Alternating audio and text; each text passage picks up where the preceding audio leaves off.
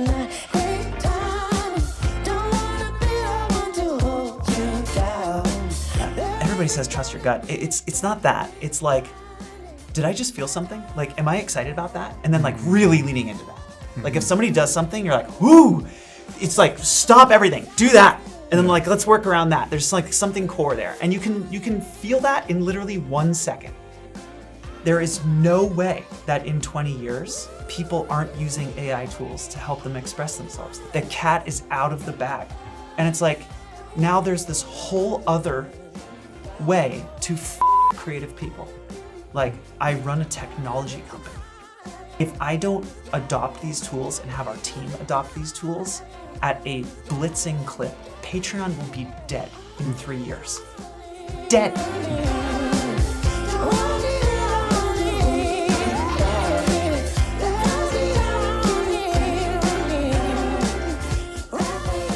Jack, so good to have you on the podcast. Thank you for having me. Hallowed ground. This is my old stomping grounds. It's been 7 years since I've been here at Patreon, and I'm super excited to be back here and very honored that you've carved out some time to chat. It is so cool to do this and to hear about what you've done over the last 7 years. Insane.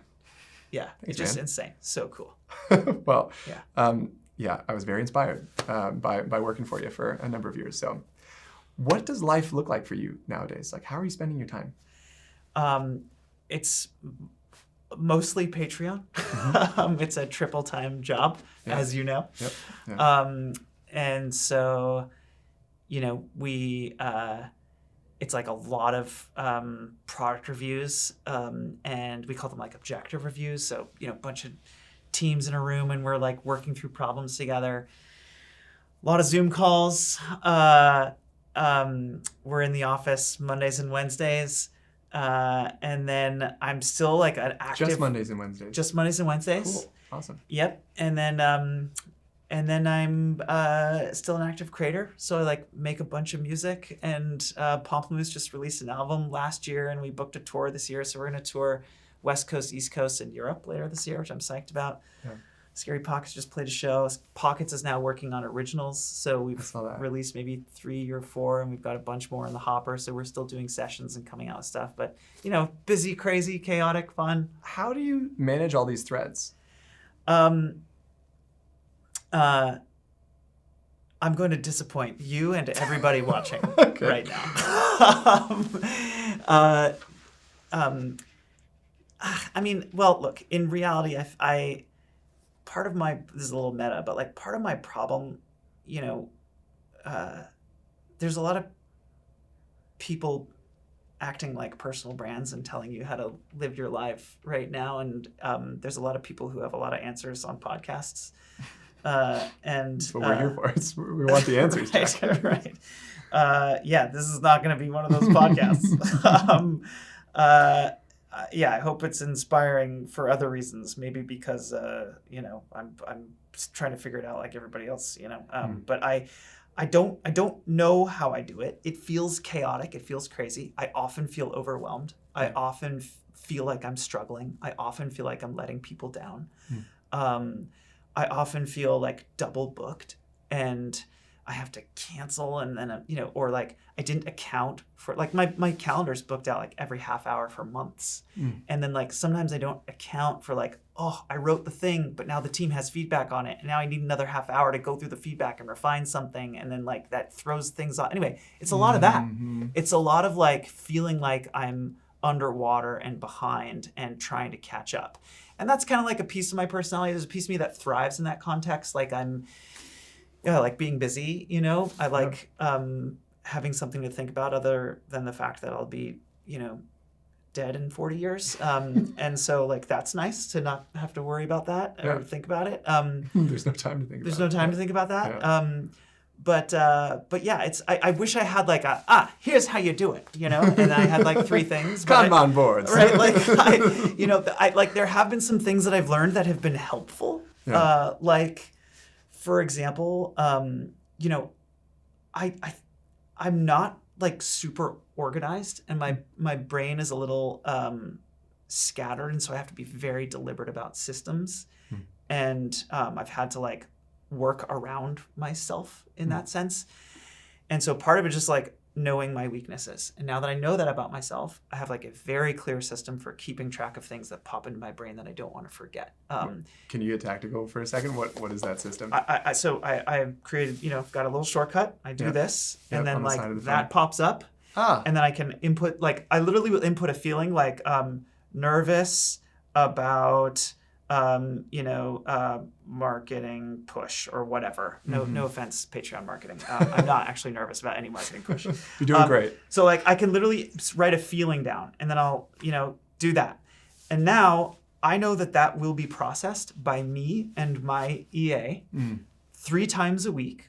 We spend half hour or an hour processing that entire input list for 30 to 60 minutes and creating action items out of every one of those inputs. It's mostly feelings, or is it also tasks and various? Sometimes it'll be like, I have to get back to so-and-so who wrote me an email. And I'm like driving and I'm like, I don't want to forget that, but like I can't write the email now. Yeah.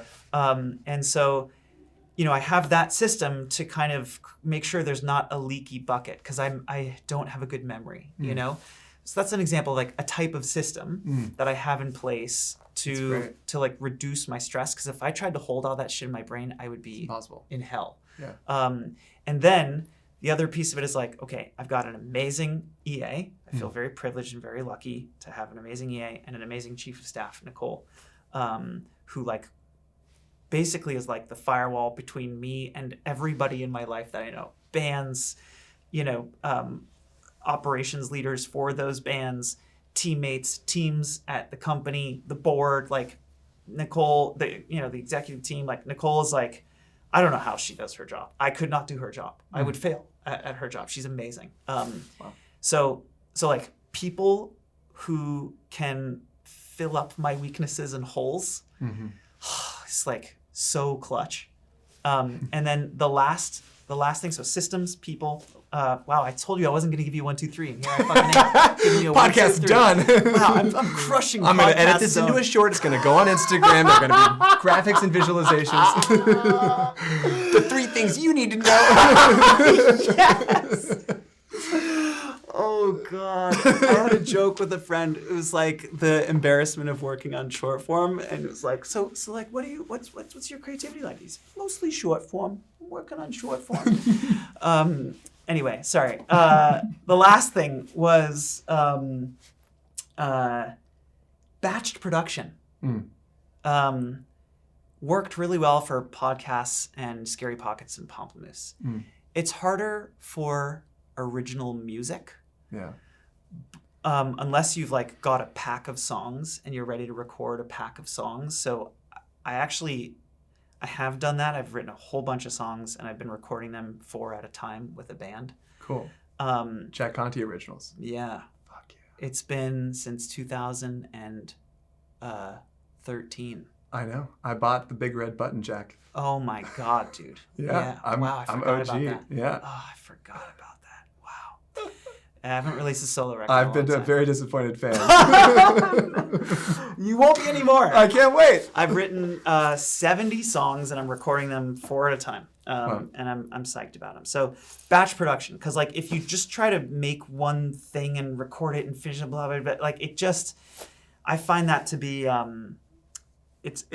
it can start to feel like a treadmill and start to feel like unmanageable. And so the secret for Scary Pockets and Pomplamoose, who made between the 2 bands made 100 music videos a year for 7 years. It's insane. The secret there was fly down to LA on a Friday night. Pomplamoose would meet on Saturday, record 4 songs. Scary Pockets would meet Sunday, record 4 songs. I'd fly back and then do Patreon the rest of the month. Meanwhile, a team is editing and assembling those songs into videos. We release them 1 song per band per week. And now I get to be a creator releasing a song a week on 2 different YouTube channels by working 1 Saturday and Sunday in the recording sessions. And then the rest of the time I'm devoted to Patreon because I'm super busy here. Yeah. But like that trick of like batching production allowed me to be like a very prolific creator for a very, very long time while I was, building out the company. This podcast is really a labor of love, and the function is really to share the incredible stories and inspiration to help you along your journey as a musician. If you want to help the show, one of the best ways that you can do it is to click the subscribe button below, leave us a comment or leave us a like. that helps tell YouTube to spread this to more people like you. Additionally, we've been thinking about cool ways that we can add more value to our community here. And our nerdy team over here has come up with a really cool new software tool for you. Basically, it's a slow down and looping tool for all of the platforms that you learn guitar on. It lives in your browser on top of YouTube and Instagram, and it allows you to slow things down, loop different sections so you can really focus and learn things from all of these videos. It's a super cool tool. I use it every single day myself, and we want to give it to you as the viewer for free. So all you need to do is click the link below, register for that, install it on your computer, and that is our gift to you. In addition to that, we've created a totally free community where we're adding a bunch of bonuses and extras, things like tablatures from the episodes, behind the scenes content. Like I said, it's totally free. If that's interesting to you, click the link below in the description, and we'll see you over there. With that, let's get back into the show. So you were very gracious to have me on one of those sessions for that Christmas record 7 years ago or whatever. I remember that.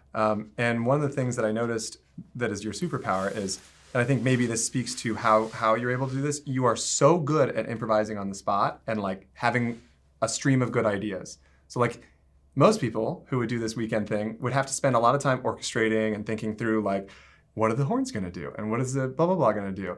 And what I observed in that room is, one, you're good at leading and also inviting out stuff in other people, and you're really good at orchestrating on the fly and like knowing what good composition is and kind of knowing how to write parts or have someone write a part and then get it done and like knock out a tune in an hour or less. It's kind of an insane skill set. Did you always have that skill set? No, and part of the reason I think I'm good at it is because I sucked at it for so long.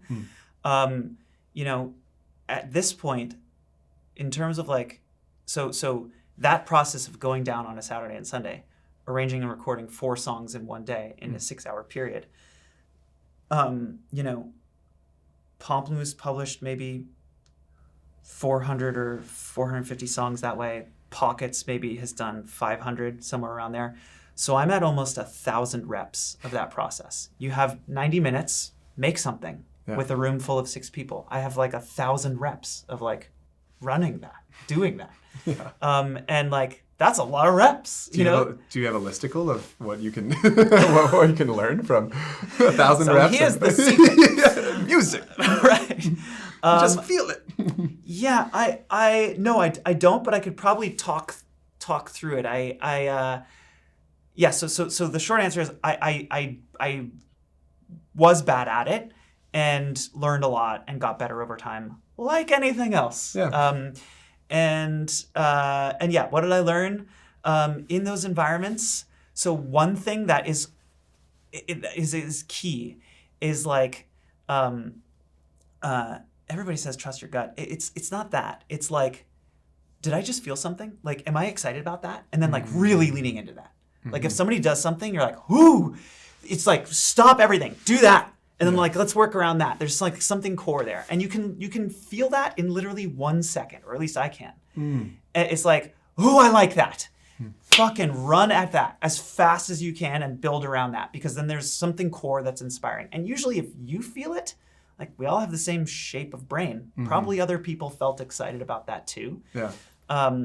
So that's one thing. It's just like, I let myself be a child in those rooms. Like I let myself just be really reactive and impulsive and excited about things. And I find that typically steers me in a good direction over a 90-minute period. Second thing is like, which I appreciate what you said around like, having good ideas. I do have ideas and I do sometimes say those ideas, but I also really, like, if you're working with good people, you can literally be like, all you have to do is put something on the table. So I can literally be like, hey, let's do a 4 on the floor thing at 120. Spence, what you got? And the drummer just goes, and now you have to do something. And like, sometimes you'll do a thing and it'll be like, let's run with that. Sometimes it's not there. I'll be like, Nick Campbell, like, what do you got? And then like Nick will try something. And after 2 or 3 of those, there's usually something there that we can start to stack on top of. So pulling ideas from the room in those settings, getting people to just be impulsive and to let things flow out of them is really great. I don't have a third thing, but I'll think of something. Instagram's gonna be so disappointed. Oh, God.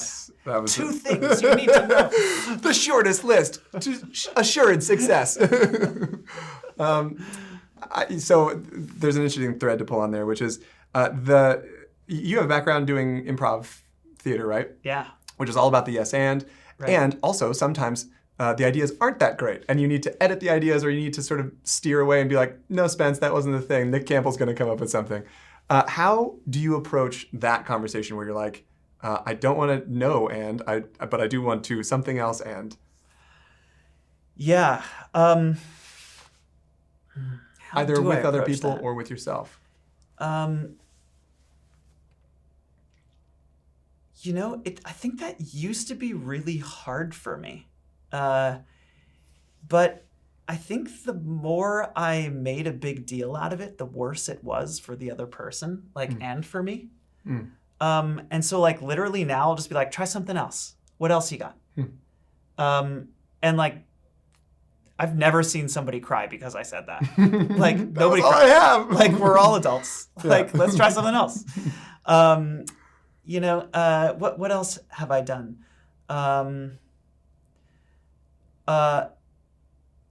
Sometimes I'll change something else, or I'll change my part, or I'll just describe what I'm feeling. I'll say to the room, I'm just not feeling excited when we get to the chorus. And usually people are like, yeah, I'm not feeling excited either about the chorus. And it's not about a person or a human or anything anyone's doing wrong. It's we're all in this room together working on this thing, and we're trying to make something that makes us feel something. And if we're not feeling something, thank God somebody said so. And then let's all make adjustments to see if when we get to the chorus, we can be excited about it. And I don't know, it's funny because now that I'm talking about it, it reminds me of typical nonviolent communication frameworks, you know, where it's speak in facts and feelings. When you say that, when you played that chorus, it made me feel sad. Yes, it's basically that, but without the business book, pattern. You know, it's or sometimes I'll just name a problem. We did a session the other day. And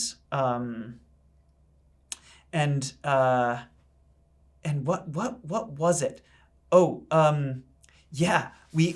were we started really high. It was this Michael Jackson kind of funky, off the wall kind of 80s picky guitar funk thing.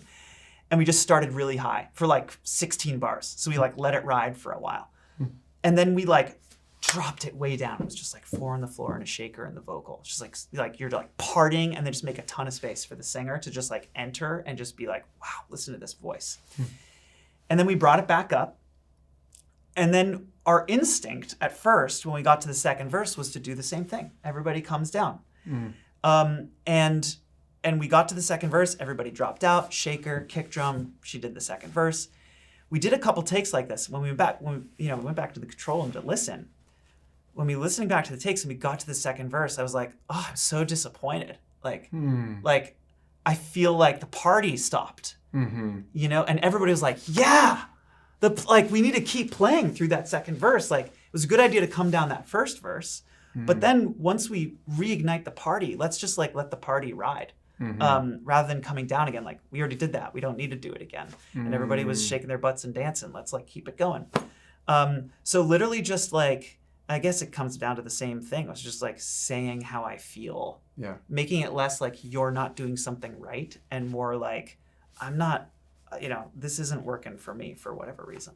What are the crossovers between your work here at Patreon and leading a band? What are the things that are amazing tools that totally show up, and the things that maybe work really well here but don't work really well in a band setting? So much.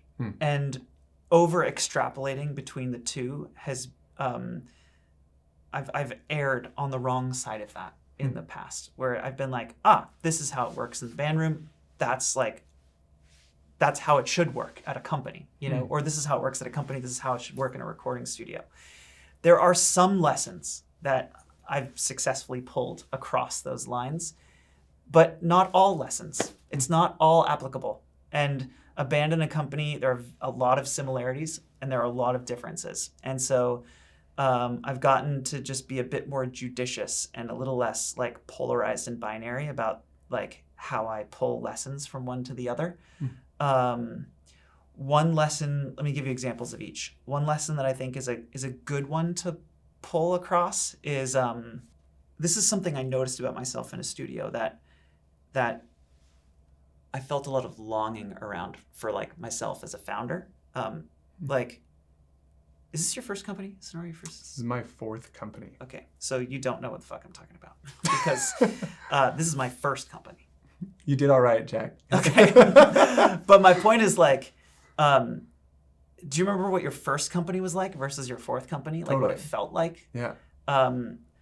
Like, I've never worked anywhere else. Yeah. I don't have like context on what other companies are like, or like how other people have done it and what's worked and what hasn't. And so for a very long time, how that materialized for me was just imposter syndrome, just like feeling like I don't have the answer. I don't know the right way to do this. Which there's a problem with how I even was thinking about that first. It turns out there is no right way. There's only what works for you in whatever given moment. But I had this feeling of like, I don't know. Versus like in a recording studio, I could literally just, like I was saying before, just follow that childish impulse and it usually led me to a really good place. And what that created for me was just a feeling of just like really nice confidence. Like in a recording studio, I just know what to do. I know what I feel happy with and excited about. And I know where I want a song to go. And like, I can listen to a track back and be like, oh, let's change this, let's change that. Let's go in this direction. Let's make it sound like this. And like, and then it's better. Or at least for me, I like it more after that. And oh man, Spence, I had trouble doing that in the company for a long time. I don't know if you felt like that as a first-time founder, but it was like, I was less clear about, is this right? Is that right? Should I do this? Is this the right way to structure a comp? Is that the right way to do a bonus? Like, is this the right place to separate marketing and product? Or should this team report into that organization? And this exec wants that, and this exec wants this, and what's the right path? And I just was like, I don't know what to do. And it was so different than a recording studio. And okay, it wasn't magic, but like I've been doing this now for 13 years. And so I have a bit more confidence. It's like doing 1,000 reps in the recording studio. So I've started to develop some opinions about how I want to run a company. And I've started over the last 2 years to lean into that impulse and that sense of like, I want this. This is how I want it to be done. Oh my God, Spence. It's like, I feel like I'm broke out of jail. Like I have a sense of freedom. Like I feel like I'm acting in accordance with who I am in a way that is profound and like, in a way that like really feels a lot better. Like, it just feels better. I feel like the company's running the way I want it to be running. And is it because you're leaning on frameworks or because you're operating from a certain frame of mind that allows you to be more nimble? It's the latter. And it's more like allowing myself to, it's like letting go of the fact that there is a right answer that I need to figure out. And instead leaning into my own opinion of what I want to do. I'll give you an example. This is a painful one, but whatever. Let's fucking go for We're it, here, right? Yeah. I'm going to make a short out of it. It's going to be great. Oh, God. Different companies have different cultures around how to build product and how much advance notice to give users if you're deprecating something, or how much to resource fixing bugs in the current experience versus building the new innovative feature sets, or how much to ensure that the current users are getting what they need versus the potential future users of the, for the platform. There's like all of these things. Different companies have different cultures around all of that. And different execs come in with different expectations around all of those things. And like, I mean, if I'm being real here, I like there have been moments in Patreon's history where I feel like I always got back on track, and I'm proud of that. Like when I look back on, you know, the last 13 years, like I have been true to myself. And that's probably like that's the thing that I'm like deeply proud of. But there have been moments where I've allowed myself to be convinced that there was a right path that was not fully in accordance with what felt right to me. And it has to do with those kinds of traits. Like, oh, we're not gonna, you know, a very specific example is like, we're not gonna fix this swath of bugs because we need to build this new feature set. Now, there's a whole bunch of creators who are experiencing a lot of fucking pain because we're not fixing these things. And like, it's not binary. It's like, how much do you lean into fixing those things versus how much do you lean into that other stuff? These are very hard decisions, impossible decisions, brutal trade-offs. And you know, especially when there's just, you know, building companies that have so many stakeholders, employees, and, you know, it's just like, it's hard. So I haven't always in those moments asked the question, what do I want? Not how is it done, or how do other companies do it, or how does a great product shop do it, or what's the right way to get to X outcome, or not those questions, but what do I want when I look at this whole set of trade-offs? What matters to me? What is true to who I am as a creative person? And how do I want to run things and treat our creators? And I always want to, especially in the last 2 years, leaning into that has just felt so good. I never want to forget that. I always want to act in accordance with who I am. It's lessons, you know, learned the hard way. So that's something that you asked the question, what applies and what doesn't. Learning to find confidence in that impulse for what I want, the confidence that I had in the recording studio, learning to tap into that impulsive confidence in the company, transformational for me. Yeah, it's huge. Yeah.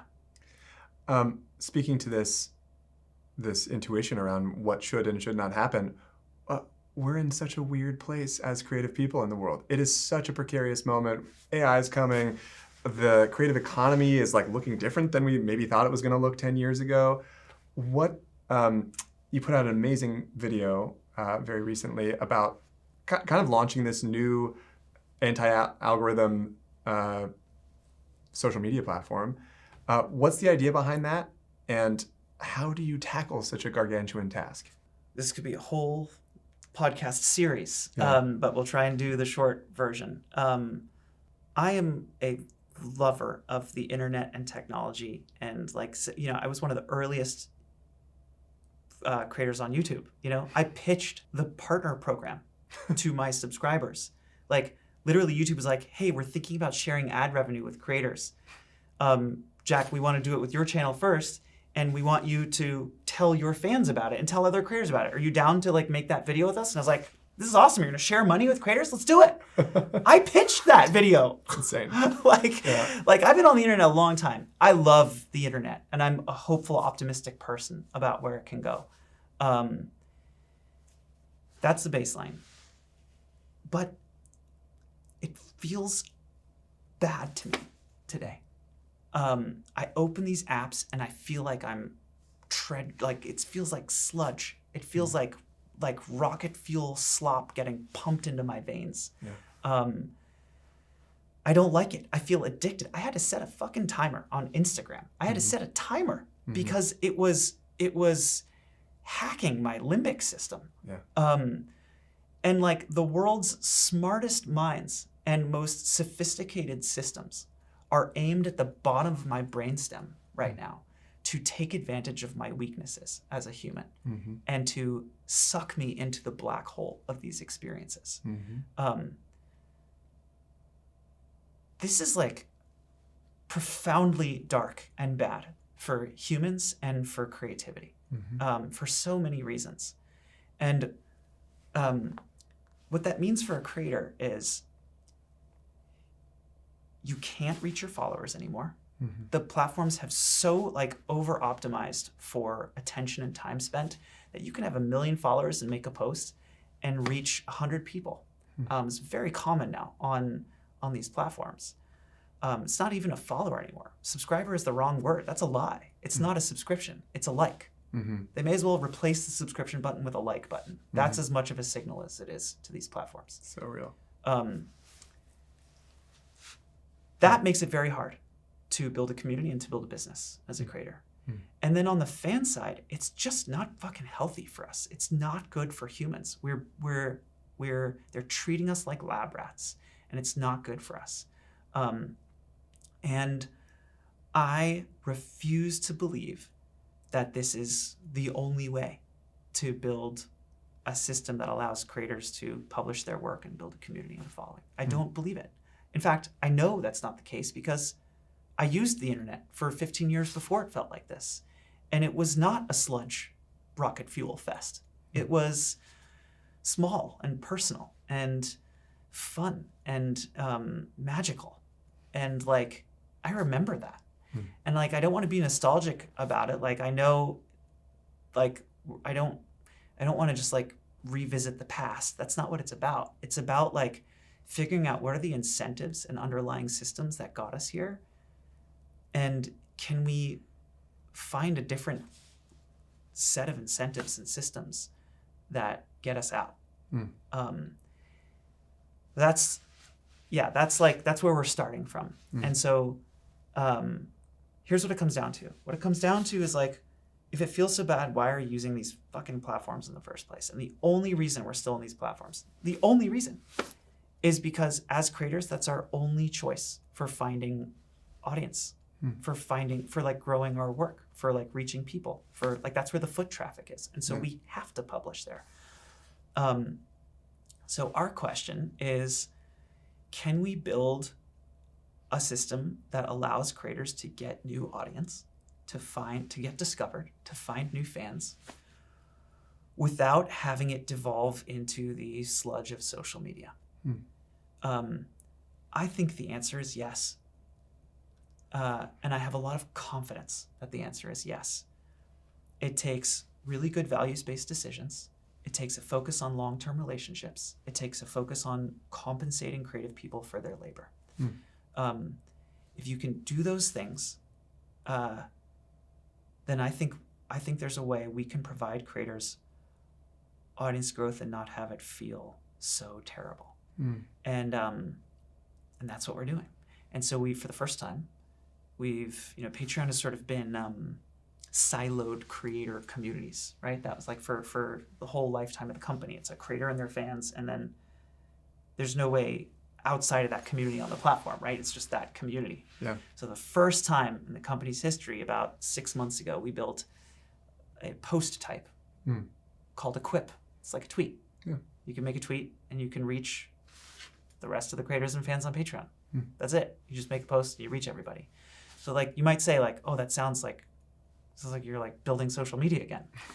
But we're not, because we're building it with a whole different set of plumbing, a whole different set of incentives. The way our algorithms work, they're not optimizing for session time. Like literally, if you were to ask me, Jack, what's session time on Patreon? I don't know. I don't have a dashboard that tracks session time. Neither does the PM who's managing the network.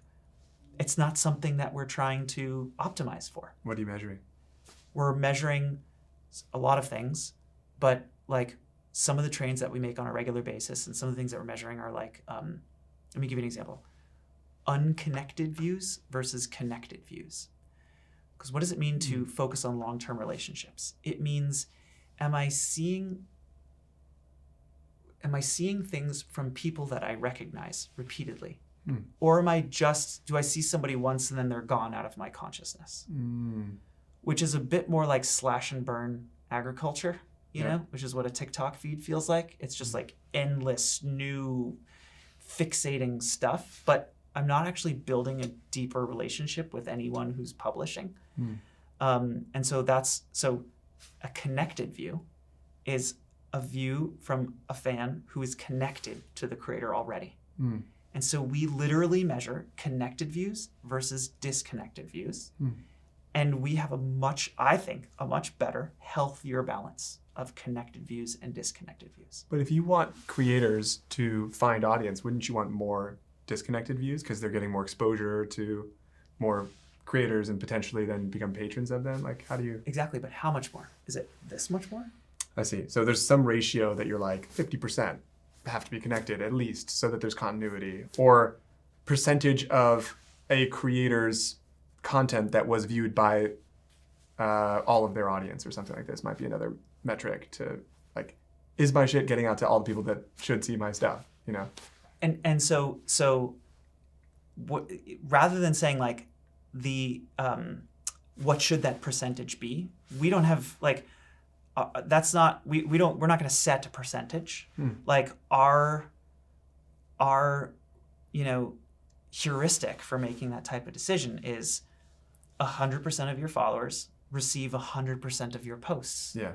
Like the emails go out. If they don't see them in the feed, they get an email. They get ranked up in the feed. So like if somebody you follow makes something, we push that up in the feed versus the other platforms don't push it up anymore. Like it sometimes just gets pushed down if it's not engaging. That's not a heuristic that we use. Like if it's not an engaging quote unquote post, we'll still send it to the fan. If a fan gets it and clicks away and goes to the creator's Shopify page or whatever, the other platforms derank that. We will not. Like if literally, if somebody posts a post and then a fan clicks a link and goes somewhere else, we still send that post to everybody, even though it means that they're going somewhere else. Why? Because that's a really important, if the creator's trying to get you to click a link and go to their Shopify page, maybe they just released a new piece of merch. Maybe they're going on tour and they need to sell tickets to their show, and maybe their fans want those tickets to the show. Maybe they dropped a new course and they want to tell people about the new course that they're doing. But like, you got to have a system that helps the creator accomplish their goals. Right. And right now, the systems help the company accomplish its goals. That's the incentive mismatch that doesn't make sense. So here's the question: you've got billions of people who are highly addicted to their phones and highly addicted to these platforms that exist, and it's crack. Like it's the best crack we've ever made. Yeah. And so you're walking into this drug den and you're like, you guys want to buy some carrots? How do you do that? How do you get everyone to stop spending their time there and be like, this is more nourishing. This is going to be better for me. This is where you should spend your time, even though the feed is not going to be as dopamine inducing and as like engaging. There might be some boring stuff on there. You might be bored.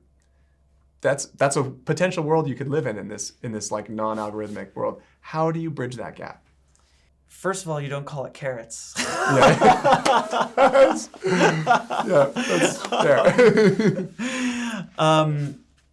As much as I'm selling it as carrots. And people do use the broccoli versus junk food analogy even inside the company. Sure. Like, of course, that analogy has been brought up. But maybe let me put it this way. Like, it won't be for everyone at first.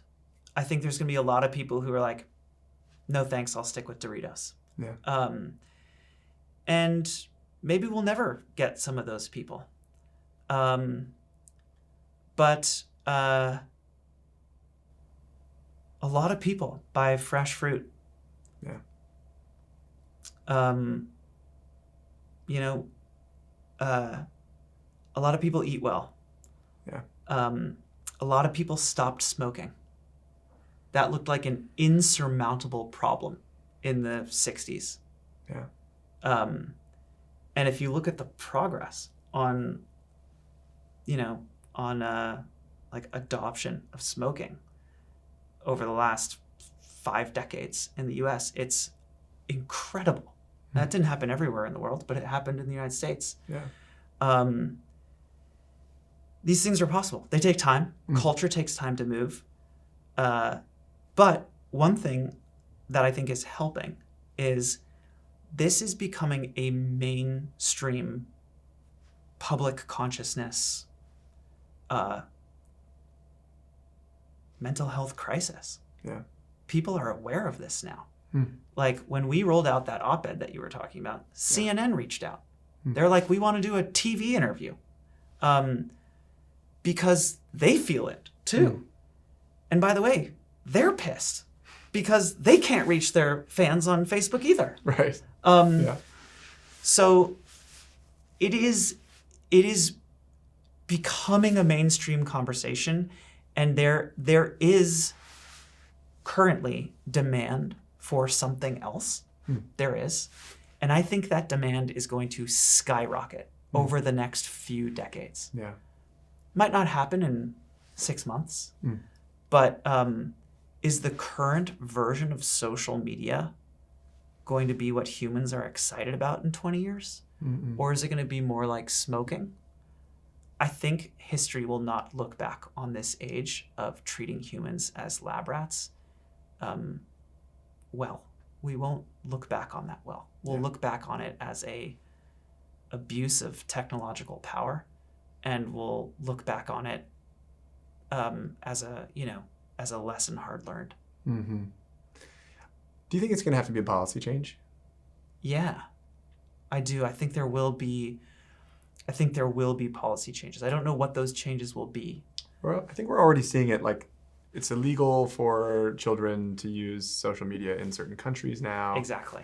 I wonder if that's going to spread into adults. Like, it's going to be a Schedule C drug or something to have like the Instagram algorithm on your phone. I mean, Surgeon General's warnings, like, who knows what there will be, but there will be. I do think there will be new legislation around it. Like, even, have you ever read Section 230? No. It's fascinating. Like, it's for, it's one of these things that's like, people talk about it all the time. Section 230. Yeah. Like, it was a major issue in the last election. I would recommend, for everybody watching, like, it's not long. Go read Section 230 of the CDA, of the Content Decency Act. Is that what it's called? I think that's what it's called. Communications Decency Act.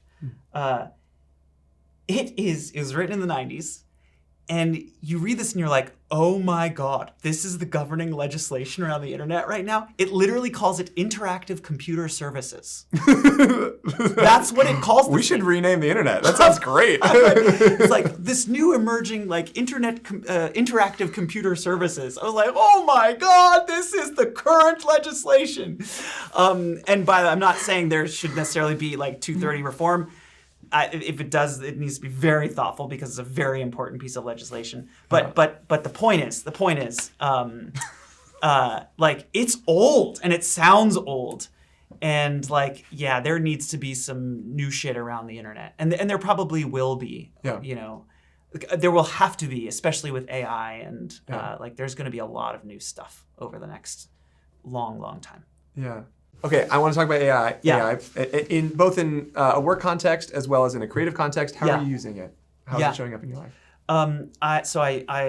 I was using ChatGPT for a long time. Yeah. And then honestly, when the Department of War, is that what it's called? Yeah, we have now? a Department of War now. We have a Department, Department of War. Yeah, of course, yes. For our free country. When that whole thing went down, I went to ChatGPT and I typed in, I think what it turns out millions of people typed in that moment, which was like, tell me everything you know about me. I'll put it into a document for another LLM so I can port our entire relationship history into a different product. Yeah. And make it detailed and thorough and include everything you know about me and all of my preferences. And it did. And I said, thank you for that document. And I put it into Claude. And that was the last time I opened ChatGPT. And until Claude goes down for an hour and they're like, all right, fine, I'll go back to the old one.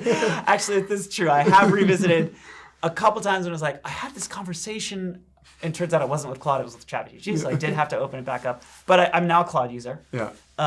And what do I use it for? I write a lot as a part of my job. And I find it's really good for helping me reformulate sentences or find synonyms. I now don't use a thesaurus. I use Claude to help me come up with ways to say something. It's just like, it's like a thesaurus that you can give way more context to. So it like helps you find the right word. Yeah. I use it for designing product ideas that I use for communicating to other people. So like if I want to like, if I'm like envisioning an idea where like, you know, a fan can commission a creator to build a specific piece of work, you know, or painting or something like that. And I like have an idea for commissions. I'll like map that out with, you know, Figma Make or now Claude, you know, Claude design. Yeah. And then I use it as like a communication tool. What else do I use it for? I mean, health. I find it's amazing for health. I don't know if you... Did you give it your... I have a Claude project with my genome and like my function and like my physical address. Turns out with the address, it knows how old your pipes are and what the air quality is. And it can tell you like, air quality is bad right now. Like you should take these supplements, or you have this statistical likelihood of developing dementia at this age. The best way to prevent it is start taking this in 2 years. It's wow. crazy. Amazing. Yeah. Yeah, it's just so good. It's like, for me, it has, in concert with a number of other things, like completely changed my eating habits over. So I've basically shifted to a mostly like whole food diet. I was like really low on fiber, didn't know it, didn't understand why I was having a whole bunch of issues between the here and here, this like helped me get to the root cause, like the specific things that I was getting too much of or not enough of based on the foods that I was eating. And I was just like really curious and asking a bunch of questions and like, what's in that? What's in this food? And what's in, you know, and then like I got a blood draw back and I was at high cholesterol. I was like, fuck, I don't want high cholesterol. How do I fucking lower my cholesterol? And it was like, here's the types of things you need to eat. And here's the types of exercise routines that you need to do.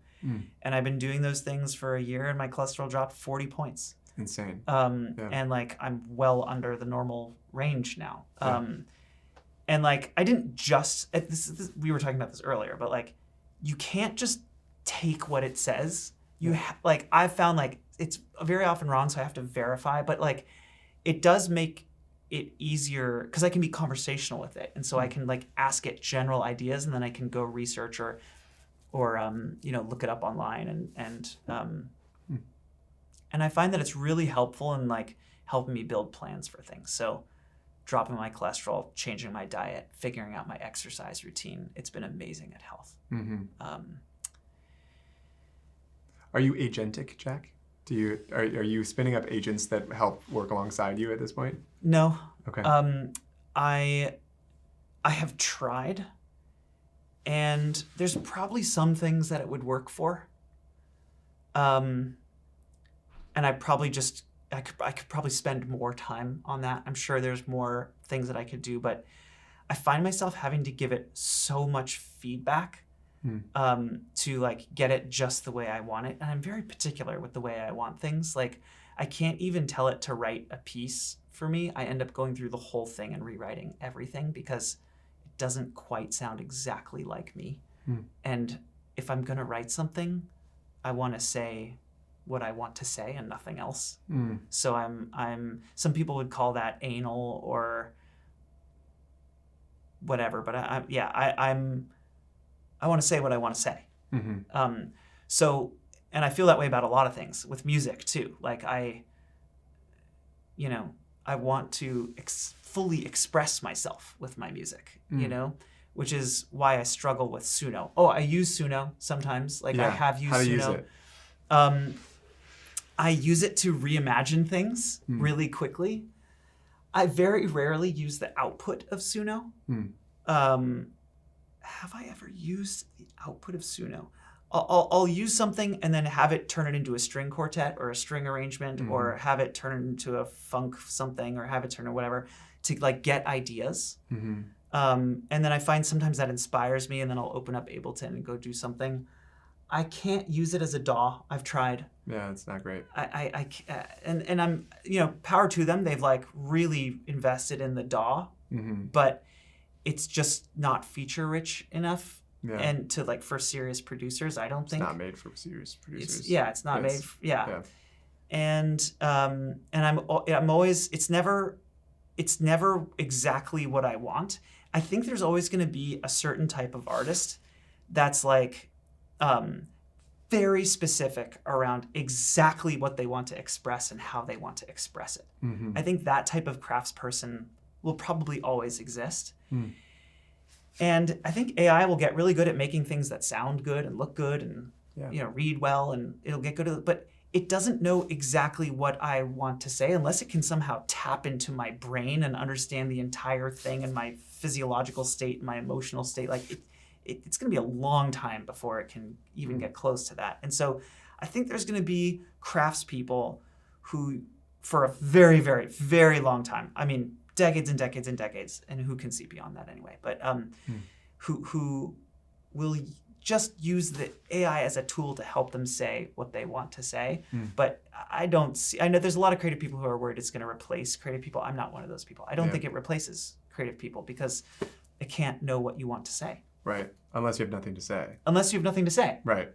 It will replace people who don't have anything to say. That's a good way to say it. Yeah. I said that, by the way, not that makes total sense. Do you remember the first time you heard a song produced by Suno that was actually good? Yes, I do. What was that like? It was shaking. I thought the chords were so sick that I transcribed them. What were they? Do you remember? Yeah, there was an unexpected minor 4 and there was an unexpected major 7 in otherwise what was like a bunch of mode mixture and flat 6s and flat 7s and like traditional like dance music. Yeah. And then it threw in this major like a backdoor 7 thing, like flat 7 major thing. A natural 7. Natural 7 major chord. In like just the wrong place. Whoa. And I was like, that's hip as fuck. And I didn't know what it was. Yeah. And so I literally like fucking put on the earphones, sat down at the piano, and was like, second by second. Because there was also some really cool inner voice movement along the way. Like it wasn't supposed to be a natural 7. It was like 2 notes shifted and suddenly the structure was a natural 7. Yeah. And so there was like cool voice leading. Yeah. And look, I'm not saying that like AI, never makes cool things. There's some cool moments, right? Or at least it made something where I was like, that's cool. Yeah. But it doesn't do that over and over and over again. Yeah. And it's usually like one thing. I haven't heard the architecture of something that like really pulls me. Yeah. That has wholly agentically created yet. I've been using it for like coming up with an acoustic demo that's just like simple phone recording, and then saying, okay, make this into, oh my gosh, Jack, I had it make it into like a funky soul type of thing. It was a Pockets recording. It was like, they trained on your shit for sure. Oh, dude. It's like the horn arrangement, even like the mixing. I was like, this sounds like it was like a Pockets recording. It's crazy. How do you feel about that? Really bad. Yeah. Yeah. What I feel is depression.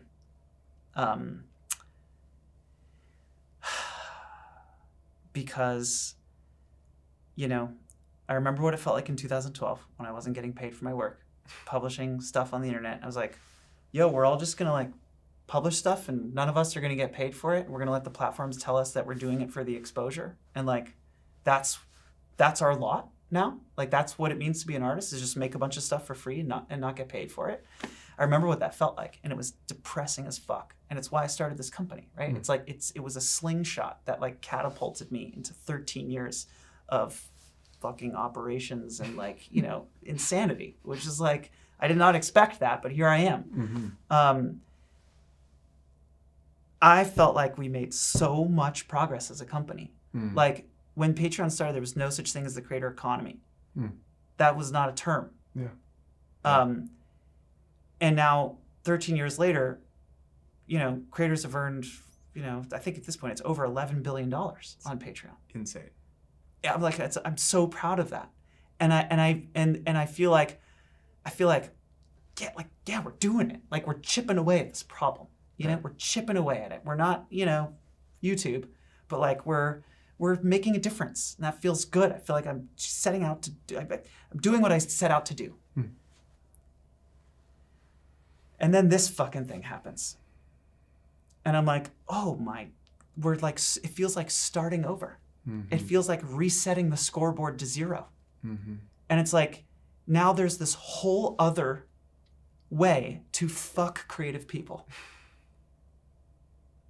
It's not just about publishing your work anymore and getting paid for that. It's like using your work, like absorbing your work into an omnipotent, omniscient model that just borgs all of your creativity and then spits it back out for anybody who wants it and doesn't give you credit or compensation along the way and doesn't even let you consent. You can't even say, no, I don't want you to train on my shit. And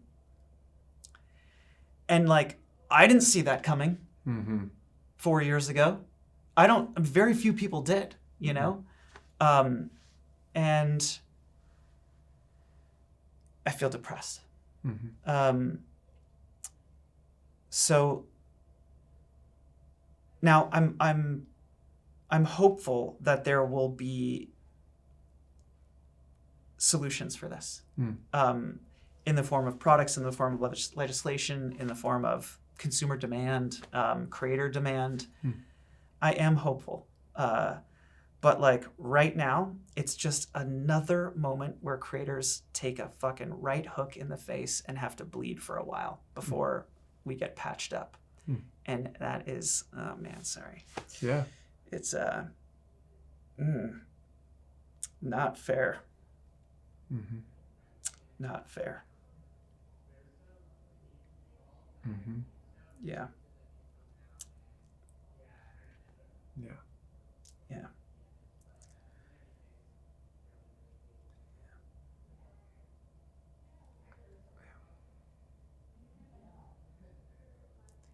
How do you hold the dissonance of embracing the tool set and feeling this way about the way that these tools were created? How do you, to ideate when these ideas are an amalgamation of a bunch of people who have been exploited? I've thought about this a lot because, I just spent a long time talking about acting in accordance with my beliefs, right? And so, like, this matters to me. So much to say about that. The first is, I think this is a very important moment for artists right now. When the film industry transitioned off of silent films in 1927, a whole bunch of filmmakers didn't make the transition. A whole bunch of actors didn't make the transition. A whole bunch of directors didn't make the transition. And in 3 years, the world shifted from silent films to films with sound. The Musicians Union put up a huge fight because the theaters employed orchestras to score silent films live. Beautiful. That would have been awesome. It was awesome. It was fucking awesome. And the way people experienced music at the time was live music. That's what they thought music was. Recording didn't really exist. Commercial recording didn't exist in 1927. There was recording technology, but like people weren't buying and listening to records like they do, or they don't do that anymore, but like they did in the 90s, right? 70s. So when talkies hit in 1927, the first talkie was The Jazz Singer. The theaters were like, holy shit, this is amazing. Synchronized dialogue and picture with scores baked into the film. The machine that played back synchronized dialogue and picture cost about like $9,000 to $15,000 at the time. And so the theater owners, many of them, paid for the new equipment by firing the orchestra.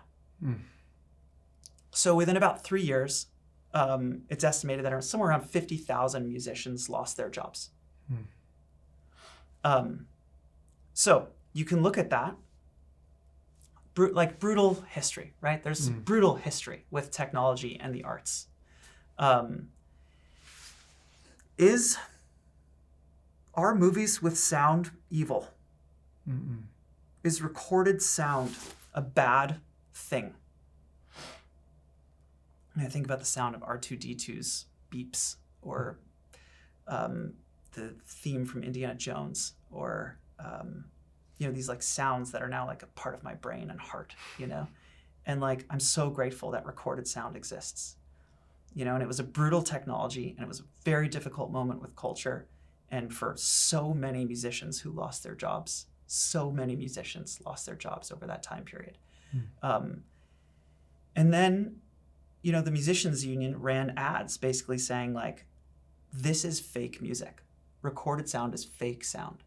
And they ran a whole campaign for like a decade that showed robots, literally just one ad that shows robots shoving acoustic instruments into a meat grinder, and it's outputting garbled, gross stuff into a can labeled canned music. They called it canned music. And so like culturally there was this big pushback on like, this is evil technology, it's putting musicians out of work, it's canned music, it's fake art, it's not real sound, it's fake sound. 30 years later, the Beatles recorded Abbey Road, and like it blew all of our, actually Revolver, even before Abbey Road, there were records that they made that like where they approached recording as they weren't trying to replicate live music, they were using it as a new medium, and they made beautiful things that gave us feelings that we could have never had live, and moved people in a whole new way and expressed themselves in a whole new way. It's a very roundabout way of answering your question. But I think this is a very important moment for artists right now. This is a massive technological and cultural transformation. I think the conversation around AI is so scary and so binary. It's hard to weigh in on it even, because if you aren't fully on one side, you'll get eaten by the internet, And that makes it scary to talk about, but like artists need to be talking about this right now. They need to be thinking about, how can I use these tools, whatever tools, to help me accomplish my dreams as an artist, to help me express myself. There is no way that in 20 years, people aren't using AI tools to help them express themselves. There is no way. There's no way. The cat is out of the bag. Yeah. And whether it's good or bad, or which I think are silly labels, there is a, and this is something about my personality, there's a pragmatism that I have about some of these things, where it's like, what am I gonna do? Like, I run a technology company. If I don't adopt these tools and have our team adopt these tools at a blitzing clip, Patreon will be dead in 3 years. 100%. Dead. And the billions of dollars that we send creators every year will be up in smoke. Yeah. I can't let that happen. It's the same thing around when Patreon got started. One approach for me could have been, this whole internet thing fucking sucks. It's not paying creators. I'm out. I'm boycotting the internet. The internet is unfair to creative people. Fuck the internet. I'm not using it. That could have been my approach, but it wasn't. Instead, my approach was, I'm going to use this thing called the internet to build a better way so that creators can be compensated for their labor. And I want to take all these cool systems and tools and intelligences that people are making, and I want to aim those things at getting creators paid. That's what I want to do. And I think if we don't do that, we're not honoring our mission. So now I'm not saying it's like black and white, or like it feels great, or like I'm excited about but I want to and must be like pragmatic about it at the same time. As sad as it is, as depressed as I am about these things, I also want to take the same approach I took with Patreon, which is, I'm not going to boycott the internet. I'm going to use it to make something better. Yeah. Makes a lot of sense. There are more questions that I have, and that feels like a really poignant moment to close here. Jack, thank you so much for spending the time. It really means a lot, and this was a delight. And I'm ever inspired. I've been inspired by your work since I was a kid, and it was a delight to work here for several years, and it's been a delight to watch all of the amazing things you've created in your career and the way that you're impacting the world and the way you show up in the world. It's just, I am in awe. So thank you, and I so appreciate you. Thank you, Spence.